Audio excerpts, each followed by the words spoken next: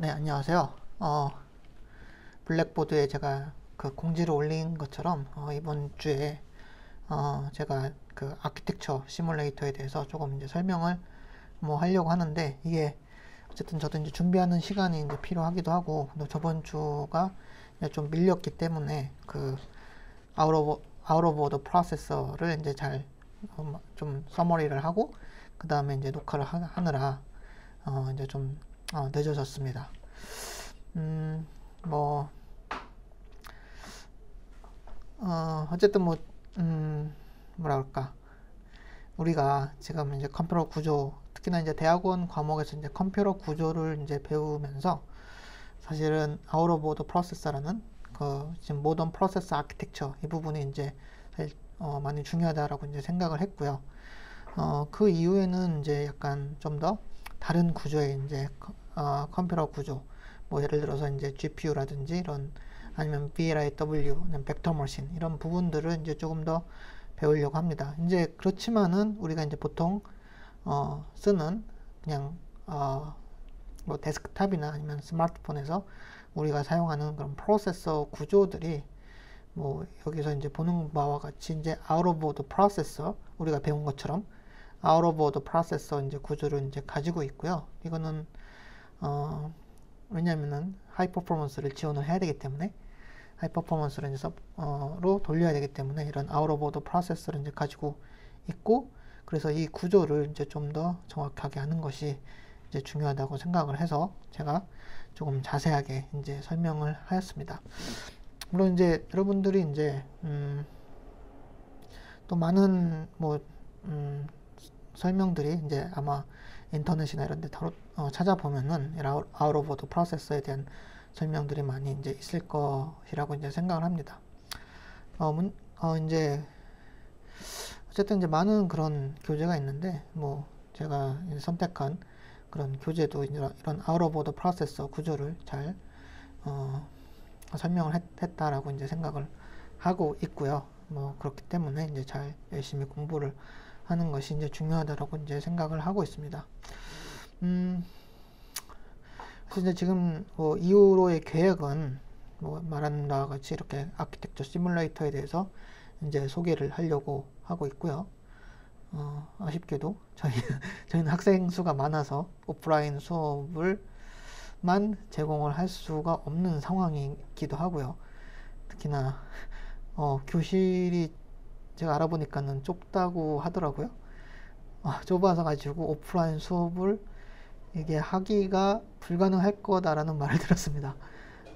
그래서 계속해서 이제 온라인으로 제가 이제 수업을 해야 되는 그런 상황이 되었고요. 참,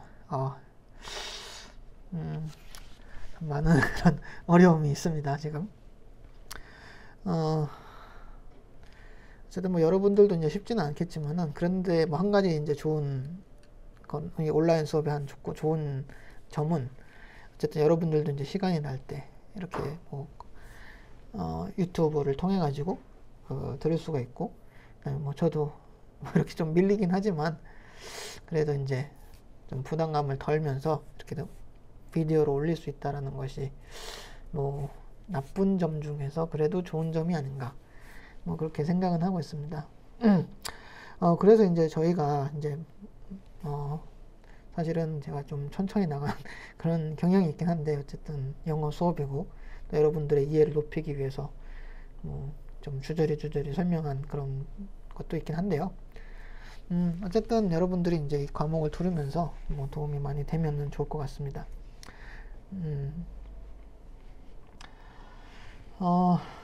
그래서 지금 이 시간부터는 제가 이제 아키텍처 시뮬레이터에 대해서 이제 조금 설명을 하려고 합니다.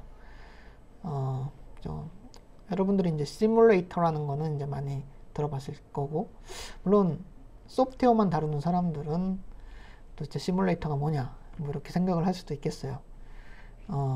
시뮬레이터, 뭐 게임에서도 보면은 그 뭐예요? 시뮬레이션 게임도 있고요.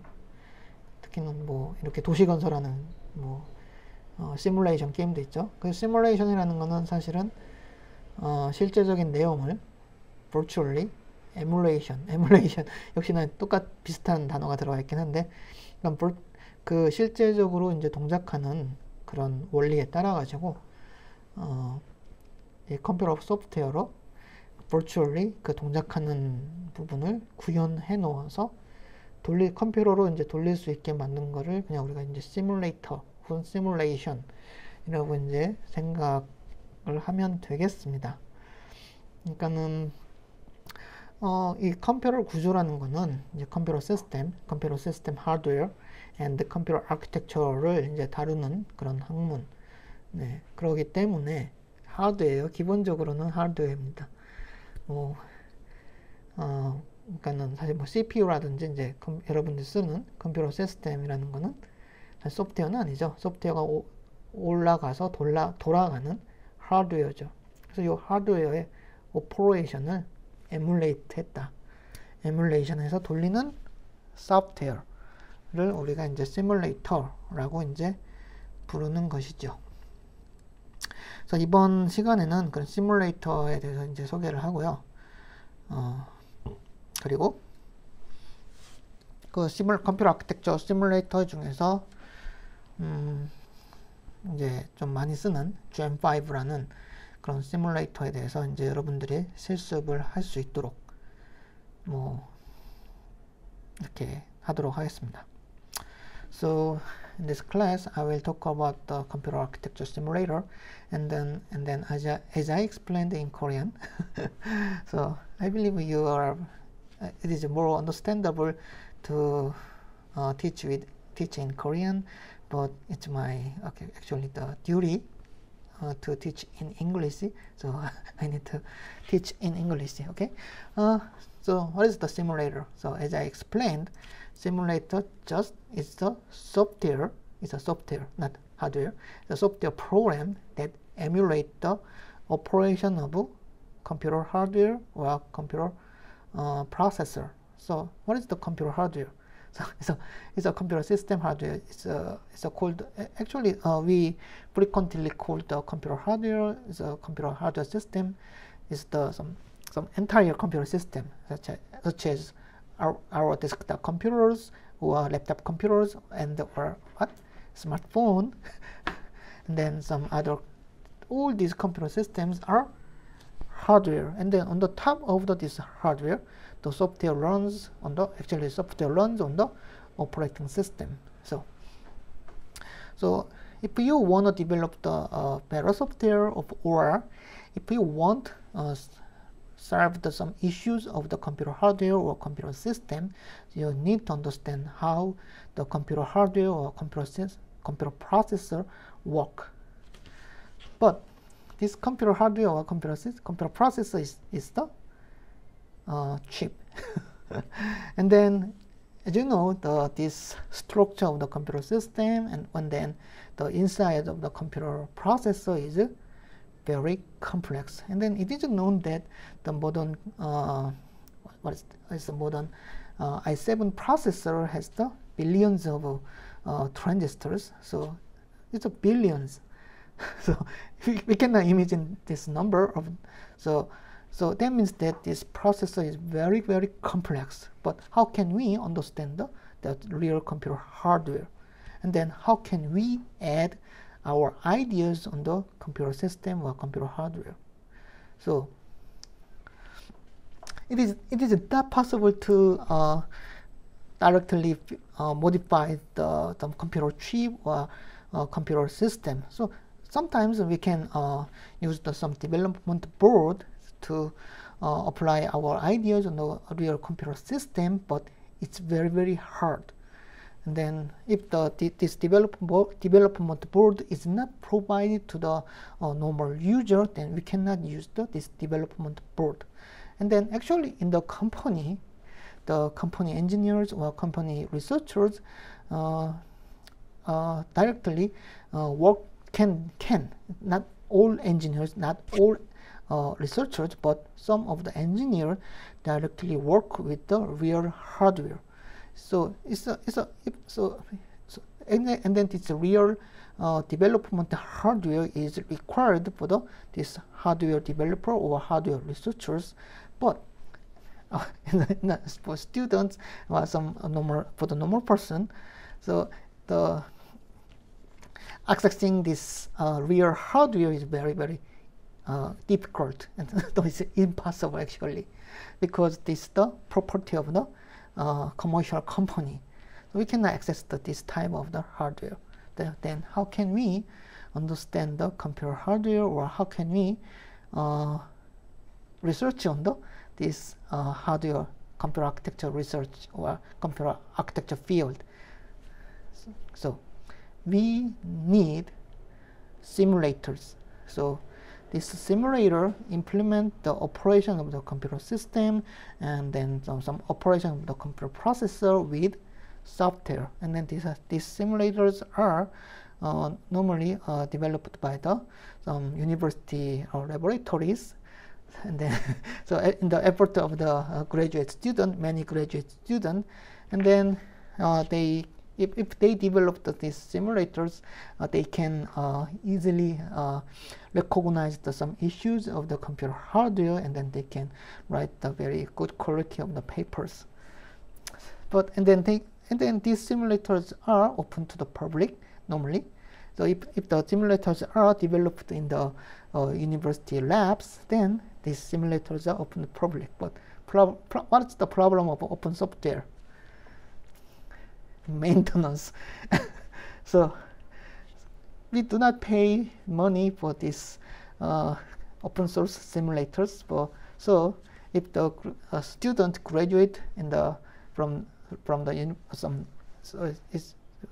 graduate student, so student graduate some university lab, then they do not maintain this open source simulator.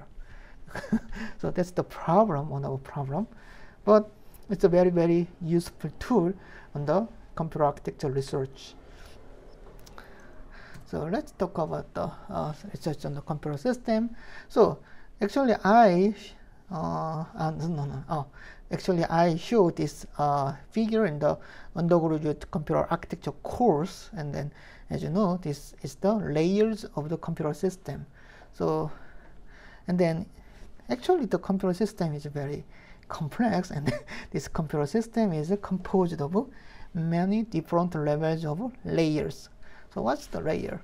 So actually we do not understand the entire scope of the computer system. So actually in order to make our computer system, and then in order to run our applications on the computer hardware, then entire system, entire layer is required from some transistor devices, and then to the user application. It's very complex actually. So actually the one is maybe some very genius one can understand the entire layers of this computer system, but for the normal people it's not easy to understand this entire levels of the computer system or entire layers of the computer system. So we just focus on some certain layers of the computer system. So computer system is composed of hardware and software. So actually this architecture and microarchitecture is located between software and hardware. So this is maybe this part is hardware, this part is a kind of software. So actually it's not easy to understand the entire layers of a computer system. So also, and then for the computer hardware, actually if we learn our program on the computer hardware, but we do not, maybe most of the students, I believe most of the students do not know how the transistor work, and then how the digital circuit work, and how to design the digital circuits under of the computer processor. So, but we can study the computer software, or we can study on some architecture of the computer system even though we do not know the detail of the transistors or detail of the analog circuit or digital circuit. So that implement the computer processor. Why? We can only know some specific layer of the computer system. Then, so here is the specific layer of the computer system. So these are some many layers of the computer system, from physics, device, and circuit to the digital logic, and then architecture, microarchitecture, and the architecture of the computer system, and the operating system of application software. And then I believe some of you work on this level, application software, and then some of you work on the operating system or system software, and then very small number of students work on the architecture. So this is the area of the computer science and then computer engineering. And sometimes the computer engineering focus on the device of the transistors or device of the semiconductor, but normally in Korea University, I believe the students focus on these layers in the computer science and the engineering department. Then how can we understand? So that's the question.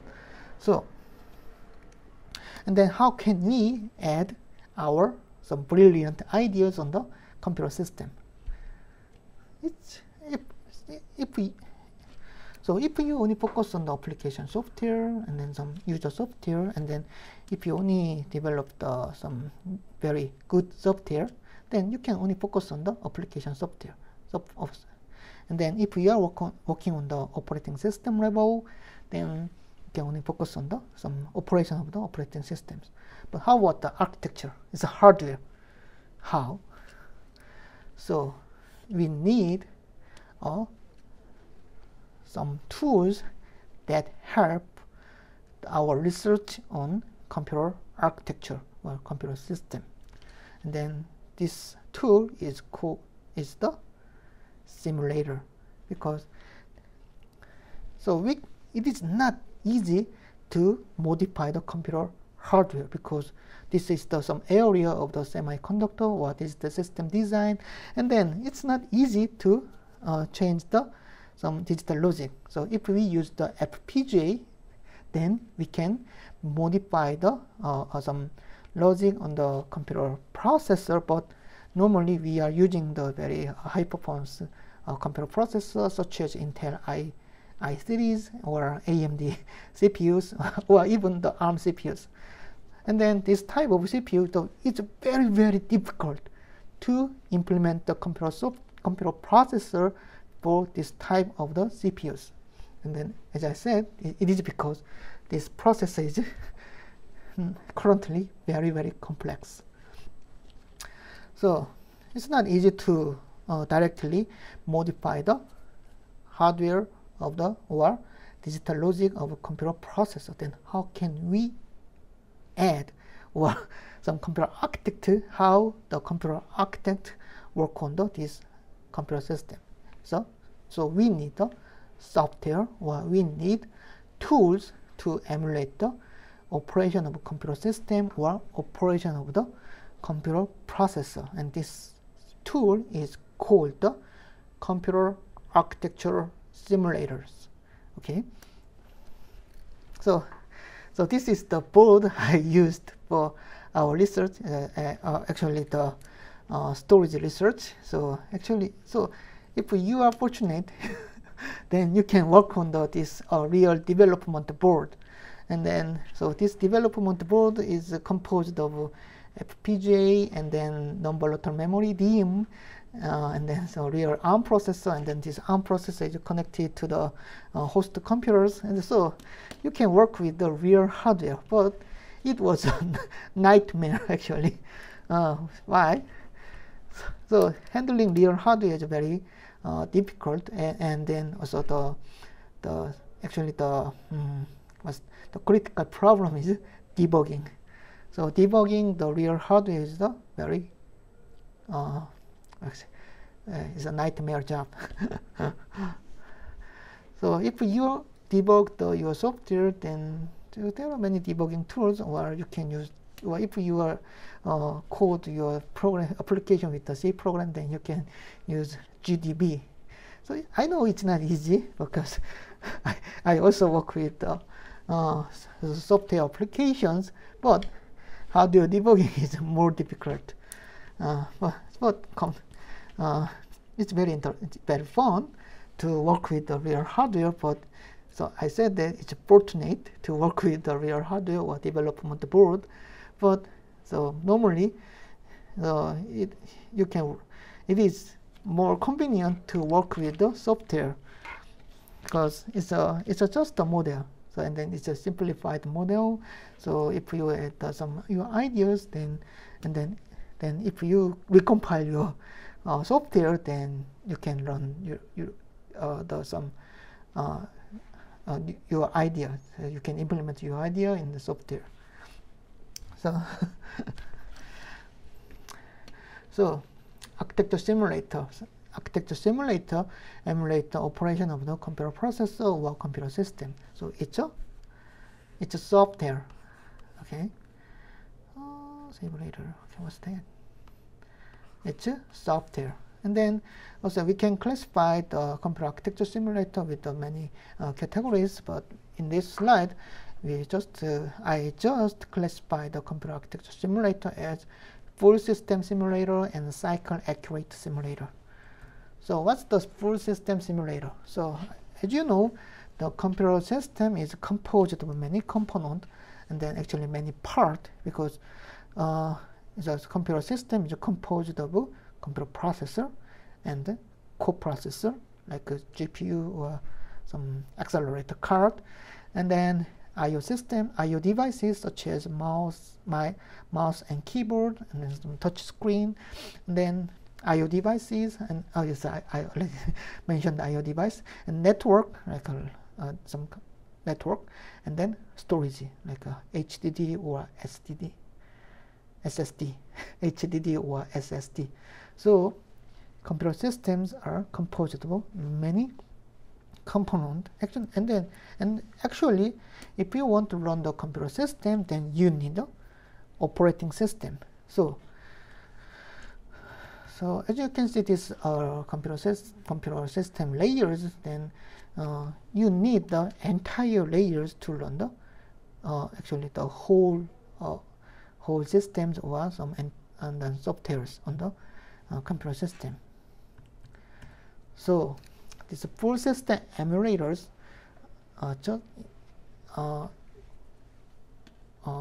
implement the operation of this whole entire computer system. So this full system simulator include the operation of the operating system and the many components such as storage, network, and then I/O devices, and then memory.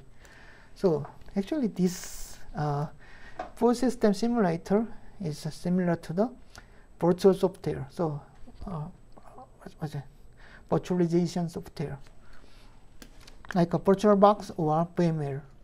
So under this hyper virtualization of application, then you can run the operating system, and then it's very similar to the full system simulator. Like you can run the operating system under these full system simulators, and then you can check some operation of the inside of the computer system with this simulator, because this simulator is a software. So if you want add new ideas under this computer system, then you can modify these simulators, and then you can run your application or operating system on these full system simulators. So these are the example of the full system simulators: the CIMIX, Mars X86, and then QEMU, and then Gen 5. So I believe QEMU is very popular.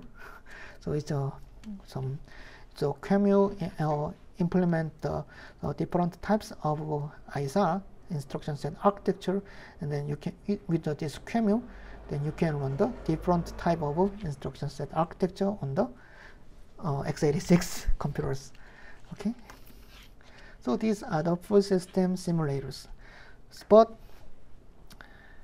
so with this full system simulator, just focus on the entire operation of the computer system.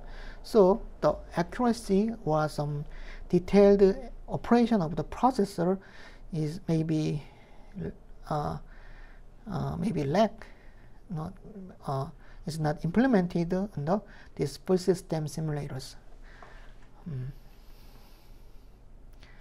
And then cycle accurate simulators. So this cycle accurate simulators focus on the exact operation of the computer processor, for example. So actually we learned about the 5-stage pipelines in the undergraduate computer architecture course, and then out of the processor on this course was some advanced computer architecture course. So, and then as you can see, this instruction execution of the instruction is processed cycle by cycle in the real computer hardware, right? Real computer processor. So this cycle accurate simulator just implement the cycle by cycle operation of the computer processor or memory hierarchy. So this type of the simulators are frequently called the microarchitecture simulators. So this is the microarchitecture. So what is the microarchitecture? So microarchitecture is the architecture of the computer processor. So if you focus on the architecture of the computer processor, just and then normally core of the computer processor is called the core, then this is called the micro architecture. Okay, it's a micro architecture, and then the entire architecture of the computer system is called the architecture, just the architecture. Okay, and then with this cycle accurate simulator, you can run the compiled binary code. So operating system is not required to run the program. So this cycle accurate simulator, with this cycle accurate simulator, you can run just the compiled code. So it's a machine code. You can run this compiled code on this cycle accurate simulator. So this cycle accurate, with this cycle accurate simulator, then the timing of the instruction fetch or instruction decoding or execution is implemented. So timing information is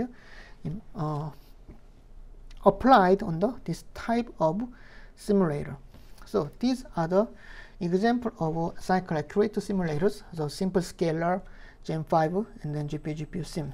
So you can see the same name on this full system and cycle accurate simulators. So Gen 5, so you can run the Gen 5 on the full system simulation module and cycle accurate simulation mode, or as syscall emulation mode is called the syscall. So you can run the Gen 5 for the full system mode or syscall emulation mode. So with this full system mode, you need to run the operating system on the Gen 5 simulator, and then if you run the Gen 5 with the system emulation mode, then you can run some compiled binary code on the Gen 5. So this is the and then also there are different kinds of computer architecture simulators and the different domains. So these are some examples, and then there are many different simulators on this for different domains. So for the interconnection, there is a booksim, and then for the DRAM operation, so you can use the DRAM sim or Remulator. So and then for the non-volatile memory, and then we can use the NVSim, and then for the operation of the storage, then you can use the simple SSD or EagleTree, and then some other simulators. And then also you can focus on the power and then thermal aspect of the computer system. So this is also emulated by the computer architecture simulator. So for the power consumption, it's just the estimation. We cannot measure the real power consumption or real thermal aspect of the computer processor, but it's just the estimation based on the some formulas, for power consumption formula or some thermal formulas. So we can use the simulator watch or Cacti or MacPad for estimating the power consumption of the computer processor. And then for the thermal aspect, then we can use the hotspot or Sesktherm simulators. So what's the benefit of this simulator? So with this, actually this simulator implement some theory, so mathematical formulas for the power consumption and then thermal aspect of the what's that? It's a semiconductor in the package layer. So if we run this simulator, then we can analyze actually that's the estimation, but we can analyze this aspect of the power consumption and then thermal of the processor based on the formula equation and the physical formula of the chip or some real hardware. And then we can add our idea on the software. So we can implement we can just modify this type of the software, and then we can analyze we can estimate the result of our ideas. So if we use the real hardware, it's very, very difficult, actually, right? So how can we measure the power consumption? So in the very like a clock unit, and then how can we implement what's that 3D integration of the chip or some different topology of the 3D chips, and so it's not possible. So we just use the simulator in this case. Okay. So let's talk about the Gen 5 simulator. So Gen 5 simulator is the architecture simulator, and then I said that most of these simulators developed by the universities is the open source simulator. And then the problem is that these simulators are not maintained after the students graduate the university lab or some research lab. So because this is the open source, so it's not commercial software, or it's not commercial simulator. So normally this simulator is not maintained currently. But Gen 5 is actually I think Gen 5 is has the very large community, and then some big companies such as Google also support the Gen 5 simulator. Also, the processor companies such as ARM and AMD developed their own processor simulator based on the Gen 5. So these companies also support the maintenance of the Gen 5. Also, some research lab like UC Davis or UCLA, the research lab in the UC Davis or UCLA currently also support the development of the Gen 5. So Gen 5 is a popular computer architecture simulator, but the size, and then it's very heavy. So actually Gen 5 is developed by University of Michigan, and then U of Wisconsin, and then so actually the M5 simulator is developed by U of Michigan, and then the GEMS simulator is developed by University of Wisconsin. And these universities are very popular for computer architecture research. So, and then by merging this M5 and GEMS, Gen5 is developed. So that is the feature of the Gen5 simulator, and then you can find this statement in the this website, gen5.org. So Gen5 simulator is a modular platform, so that means that you can add any module such as the alt cache or Aeron data cache, Aeron instruction cache in your configuration. So this is the modular platform called Computer System Architecture Research. Computer System Architecture Research. Okay. And then so this Gen5 will implement the system level architecture, so full system as well as processor microarchitecture. Okay, so these are the features of the Gen5. But disadvantage of Gen5 is that it's very complex because so Gen5 was developed by many people and then for a long time. So and then many components are included and then modified. And so Gen5 also supports many different kinds of instruction set architecture. So the size of code is very large and huge. So that's the disadvantage of Gen5. Also, the program is very heavy, and then so that means that the simulation speed is very, very slow. But I believe you can experience some computer architecture research with the computer architecture simulator with the Gen5, using Gen5. And then this is, you can, if you find this paper, then you can find the papers regarding Gen5. Okay. So this is so you need to practice, build your own Gen5 simulator for this system, lab. So in this course, I want you run the Gen5, and then I want you run some computer architecture simulator to run some.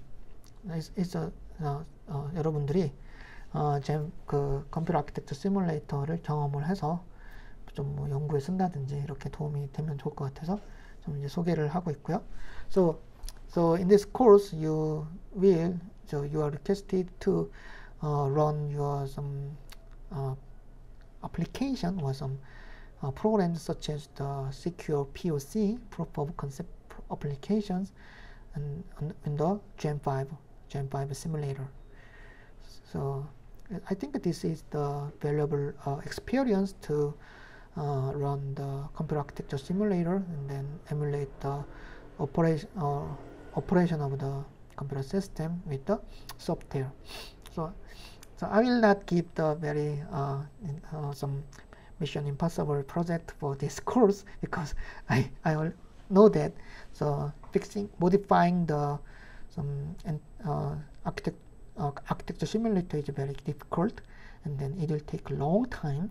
So, but I hope you experienced. I hope you experience to use the architecture simulator, and then run some benchmark program, and then analyze the applications or some benchmarks with the architecture simulators. Okay, so in order to use the Gen5, you need to build this Gen5 source code. So this is the open source application. Then before running the Gen5, you need to build the Gen5. So and then fortunately, so I said that the Gen5 community is supported by big companies such as Google, and then also the ARM and AMD use this Gen5 based. It's not same to the Gen5, but the computer architecture simulator is developed from some Gen5. So this simulator is different from the Gen5, but it's some basis is maybe similar. So Gen5s are supported by these big these big companies. So then the good thing is that Gen 5 provide the very detailed tutorial and then some directions for this Gen 5 application also. And then also, so problem of the some other simulator is that the maintenance is not kept. Some other simulators does not maintain. So this simulate it's very hard to run these old simulators on the some modern operating system. But Gen 5 are maintained currently. Gen 5 is maintained currently, so we can run this Gen 5 on the modern operating system. So actually, I tested the Gen 5 building on the Ubuntu 18.04. 18.04 is it's not latest version, but it's so somewhat modern LKS version. So and then it was okay. So it was successful to build the Gen 5 on the Ubuntu 18.04. Okay, it's the recent LTS version, not latest. So and then you can find the instructions on this site, learning.gen5.org. So you can find the very kind tutorials on this site. So this is for this assignment, I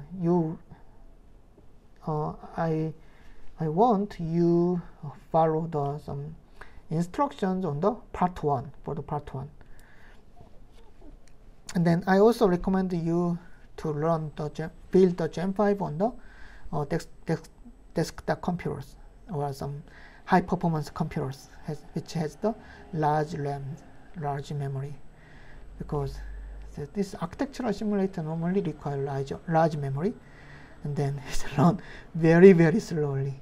So I recommend you to use the high performance laptop or desktop to learn the Gen 5. Okay,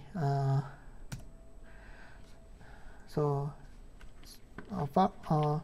read the instruction on this part 1. This part 1/building.html, and then build the Gen 5 on the your Linux operating system. So and then I recommend to use the Ubuntu operating system, because it's very easy to use the Ubuntu, and then also it's very easy to install some other dependent software on the Ubuntu. So you can. I recommend to use the Ubuntu-based operating system, such as Linux Mint or Ubuntu, pure Ubuntu or some other operating system. So if you follow the instruction on this website, then you can compile the Gen 5. So you can compile the Gen 5 with the x86 to support the x86 instruction set architecture ISA. And then you can find the second step and third step of the Gen 5 is then configure some simple system. So Gen 5 with the Python script. So actually I believe Gen 5 is implemented in C++, but the Gen 5 can read the Python script, and then this Python script, just with this Python script, you can configure the computer system. So you can set up the system configuration, and then also you can control the simulation flow with this Python script. So there are two parts of this Gen 5 configuration part.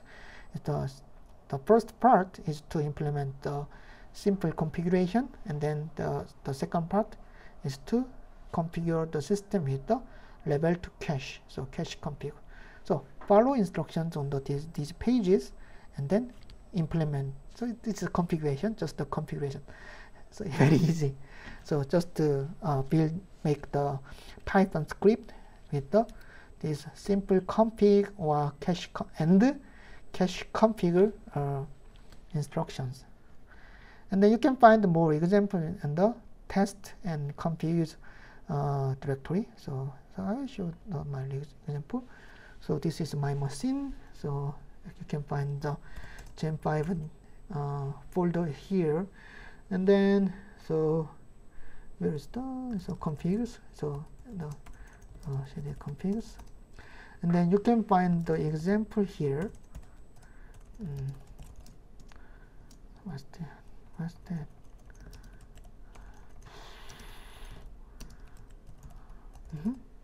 So you can find some many configuration here, like sa.py, and then you can find some configurations. But this simple configuration is not as complex as this example. So but you can find some examples on this configs example folder. Okay. And then what's this? Okay, come back to the. So this is the some diagram of the simple configuration and then level to cache configuration. So this is the simple configuration. The CPU is here, then you can change the type of the CPU on the Gen 5 configuration. And there are 2 ports. So this is the data cache port and then instruction cache port. And then here is the bus. So the bus is here, so interconnection. And then through this interconnection, the CPU is connected to the memory, the main memory. So actually this is the main.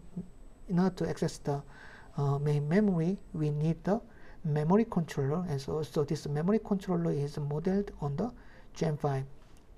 So this is the simple configuration, and then level 2 configuration is the somewhat more complex than this simple configuration, but this is more realistic configuration. So this is the CPU core, and then CPU core has the level 1 data cache, and then level 1 instruction cache, and then this is the bus, and then through this bus, this processor is connected to the unified level 2 cache here, and then through this memory bus, the level 2 cache is connected to the main memory. So this configuration is a more realistic configurations. So just implement this simple configuration and then level 2 cache configuration. So if you follow the instruction of this learning.gen5.org site, then you can, I believe, you can easily implement these 2 configurations. Okay, and then so what is the benefit of this architecture simulator? So we can easily analyze the operation of the computer system, and then we can easily get the large amount of data from the simulator. So we can get some profile data from some commercial CPUs, because the Intel, for example, so Intel CPU has the profile, what's called this, PMU, profile management unit. I forgot the name of this unit, but through this some dedicated hardware unit, then we can access some data for the computer processor or some other processor. Also, the NVIDIA GPU also provide the NV profile software, and then some dedicated hardware. So with this tool, then we can gather some profile data from the real hardware, but there's a limit. But this amount of data is very limited, because first the commercial CPU need to support some profiling data, and then we need to access this hardware unit, and then this is maybe that can be made difficult to access some profile data with this hardware. But with the simulator, this is a software, and then this simulator generate the large amount of data. So it's just we can just count the some excess of the component, and then some number of instructions, and excess of the cache or memory, and then so we can by modifying this simulator, then we can get more data and large amount of data. So when if you run the software or binary code on this Gen 5 simulator, then you can get the simulation result, statistics from the simulator. So you can find the output on the M5 out folder here, and then you can find the 3 different files like config.ini and config.json and then stats.txt. So this config.ini file shows the all parameters of the simulation object. So this simulation object is actually in the previous slide I explained that, I mentioned that Gen 5 simulator is a modular platform. So this module is the simulation object. So each simulator object can be configured with some parameters. So this config.ini just dumps the all parameters of all sim object. And then JSON is the JSON version of the config.ini. And then let's see the where is it? Okay, so set M5 out. So I already run some application. Then you can find config.ini here. Oh, okay. Why am I here? So you can find the parameters and then configuration of this system. And then you can, this is the sim object of the Gen 5. So clock domain, and then CPU is the type of the CPU, is the timing simple CPU, and then children is the data cache, DTV, iCache, interrupt, or some blah blah blah blah. And then you can find some parameters. Then this is the data cache, and then tag. Oh, it's also so long. So this is the parameters of memory controller. So you can find the very detailed configurations of the computer system. Okay. So yeah, it may make your headache. It may give you a headache, but it's a detailed parameter is so kind. You can the Gen 5 kindly dumps the all detailed parameters or configuration this file, and then let's see the config.json. So it's some JSON type configuration, and then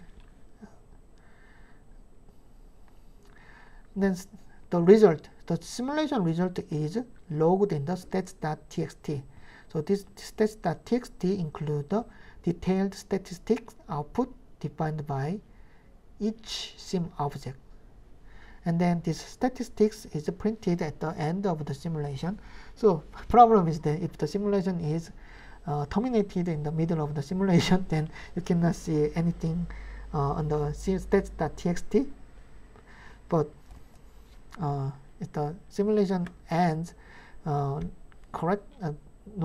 ends normally, then you can see the content on the stats.txt. Let's see the what you call stats.txt. So it's a large file. So many stats. So you can see some profiles on the detailed profiles and the detailed data on this stats.txt. So this is the simulation frequency, and then number of instruction, and then number of operation, and this is required because the Intel x86 is the has a CISC type instruction.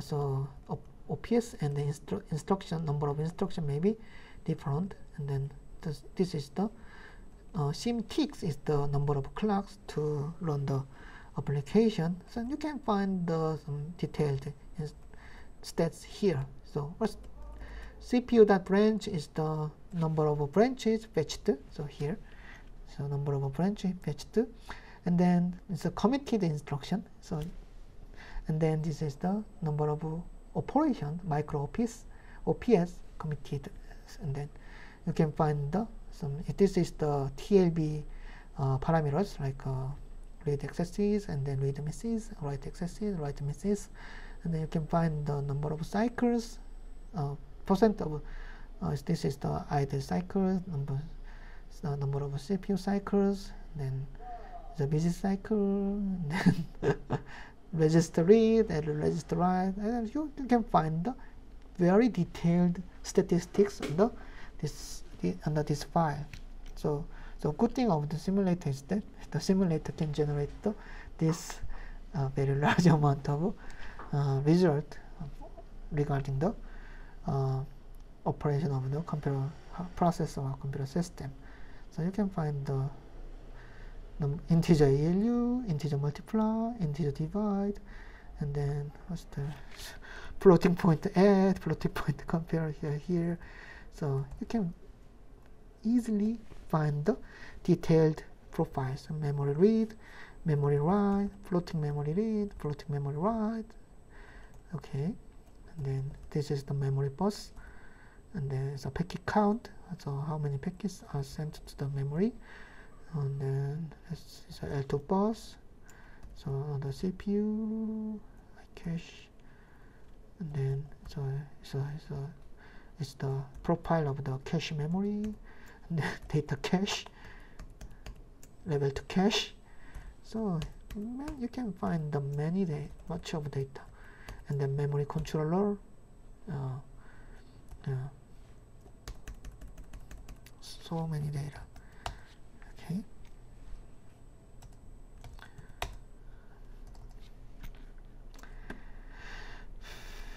So this is the output of the Gen5. So if you run the program, then you can find the output here. So this is the example of the output. I already captured the output here. Okay. So, but you need to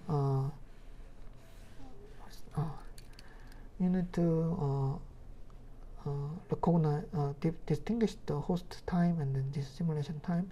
So this is the what's this? This is the relate to the host. So what's the host? The host is the machine to run the Gen5, and then this is the simulation part. So you need to distinguish this data and this data. This is the real time. So this result file shows that. So it took 55 seconds to run the benchmark. This is a real time, but for the performance of your configuration, your system, then you need to focus on this data, number of instruction and the number of ticks. So this is the number of clock cycles. Okay. So this is the first assignment of this course. So the first assignment to build and run Gen5 on your machine. So build Gen5 on for the first assignment, you are requested to run Gen5 on your computers, and then remember that Gen5 runs on the Linux operating system, and then I recommend to use the Ubuntu-based system because Gen5. So actually, I tested the operation of the Gen5 on the Ubuntu LTS, the recent Ubuntu LTS version. Okay. So I recommend to use the systems that has the large main memory, and then someone said that the Gen5 requires the 8 GB of memory, but I don't know. And then follows the part 1 of the learning.gen5.org. So you can build the Gen5 easily by following the instruction on the part 1 of this site. And then run TOEIC benchmark. So I will provide the 5 application. This application is written in C, and then very simple application such as the matrix multiplication, and then sparse matrix multiplication, and then LFSR, and then some very simple application. And then I compiled this application with the GCC on the x86 machine, and then I gave the -G option. So there's no optimization for this application. And then if you are interested in the source code, then you can find the source code on this here. So and then for this, for running these TOEIC benchmarks, then use the L2 cache configuration. So this configuration to run the these TOEIC benchmarks, and then so and then is for this assignment, you are requested to use the 3 different kinds of CPU architecture. So actually the Gen5 support the 4 different types of CPU architecture. So very simple CPU, and then pipeline the CPU, and then out of order CPU. So during the among these various types of CPU, then you can test the timing simple CPU, and then minor CPU, and then derive out of order CPU. So actually in the L2 cache configuration, you would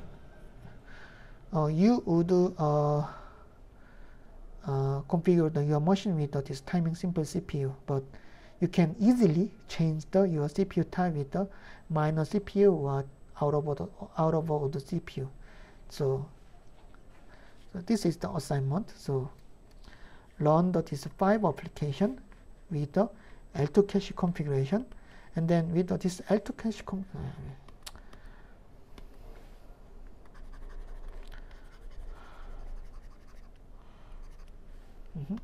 so run this 5 application, and then with the L2 cache configuration, and then with this L2 cache configuration, change the CPU types for the 3 different types of CPUs. So timing simple, and then minor, and then out of order. So you will run 5 benchmark with the 3 different configurations. So there will be 15 runs on the Gen5, and then for each for each run, you need to calculate the IPC, so instruction per cycles for each application and for each different configuration. And then so IPC is not automatically calculated by Gen5, so you need to calculate based on the results reported by Gen5. So if you remember the definition of IPC, then you can easily calculate the instruction per clock. And then also you need to include a short discussion regarding the performance changes. So I believe if you change the type of CPU, then you can find some performance changes here. Then you can include you need to include the short discussions regarding the performance, these performance changes, and then submit your report. I think it's a 1-page report is fine. 1 or 2-page report is fine. So submit the report with the PDF format on the Blackboard until the end of next Monday. Okay. So this is the first assignment, and then based on this assignment, I